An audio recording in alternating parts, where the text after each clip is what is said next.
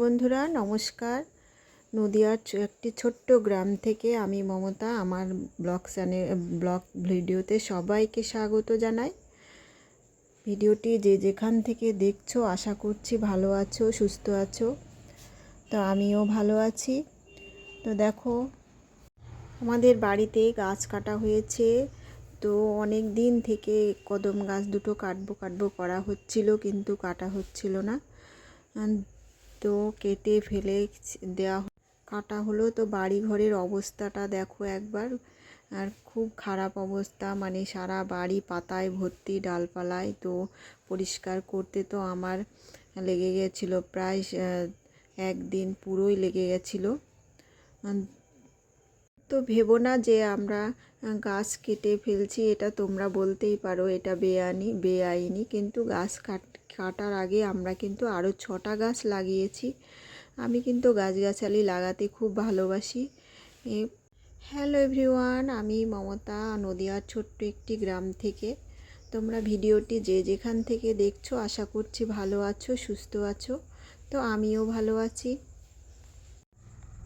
আমার আরও একটি ব্লগ ভিডিওতে তোমাদের সবাইকে স্বাগত।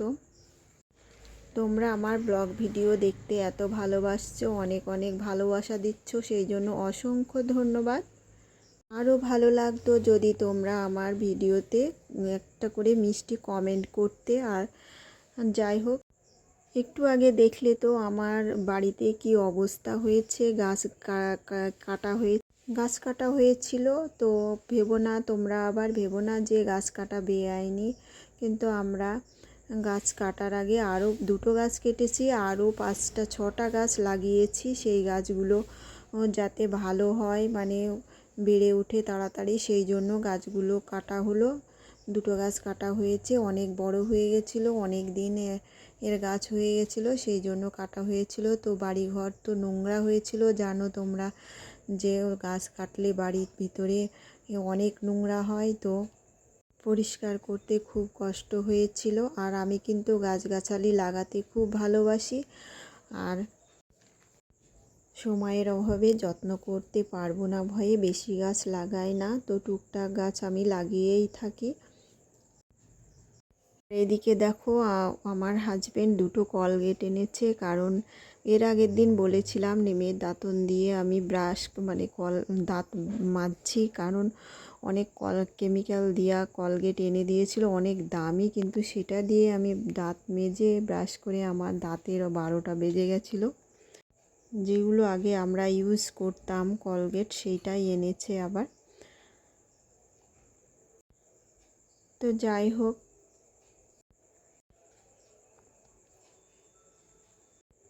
দিকে মেয়ের সঙ্গে একটু আমি খেলা করে নিলাম, কারণ মেয়ের সঙ্গে ছোটোটার সঙ্গে খেলা করতে কিন্তু আমার প্রচণ্ড ভালো লাগে।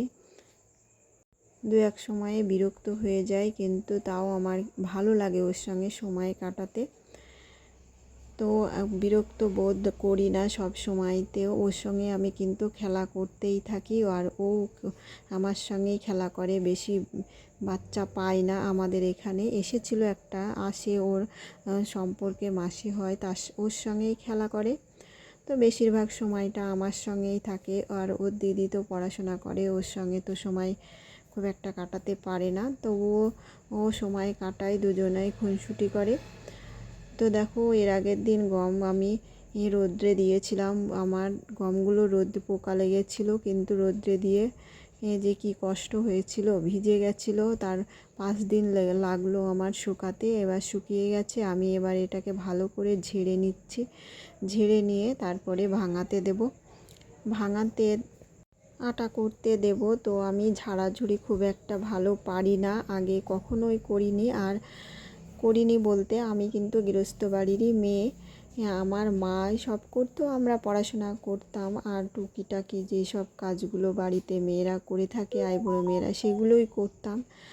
আর বিয়ের পরে তো সবই শেখা হয়ে যায় একটু একটু করে। আর পারা যায় না এমন কাজ কিন্তু নেই, চেষ্টা করলেই সব কাজই সম্ভব, একটু চেষ্টা করতে হবে। তো পারি না বলে ছেড়ে দিলেও কিন্তু সেই কাজ আর শেখাই হয় না, সেই জন্য চেষ্টা করে যেতে হবে, একদিন না একদিন ঠিক হবে। তো আমি টুকটাক সব কাজই শিখেছি বিয়ের পরে। কি খাবি? ভাত খাবি? মেয়েরা কিন্তু বিয়ের আগে কোনো কাজই শিখে আসে না বাড়ির থেকে, সব কাজই বিয়ের পরেই এই শ্বশুর বাড়িতেই শেখে। এই নিয়ে কিন্তু অনেক কথা শোনায় অনেকে, এই কথাগুলো শোনানো কিন্তু উচিত নয়, তবুও যারা বোঝে না তারা কিন্তু শোনায়। তো সেই সব কথা শুনতেই হয়, কিছু করার নেই। আর যারা তুমি যত ভালো কাজই করো না কেন শ্বশুর বাড়িতে, তোমার ঠিক কাজের একটা না একটা বের করবেই, মানে সেটা খারাপ দিকটা তোমার খুঁজে বের করবে। আমার ক্ষেত্রে অনেকবার আমার ক্ষেত্রে মানে হয়েই থাকে এটা। তো আমি আগে খুব কষ্ট পেতাম মনে এইসব কথা ভেবে, তো এখন অতটা কষ্ট পাই না। আমার 16 বছর প্রায় বিয়ের হয়ে এসেছে, 16 বছর, তো এখন আর ওই সব কিছুই মনে করি না। যে যা বলে সেগুলো আমি পাত্তা দিই না, আমি আমার মতো কাজ করে থাকি।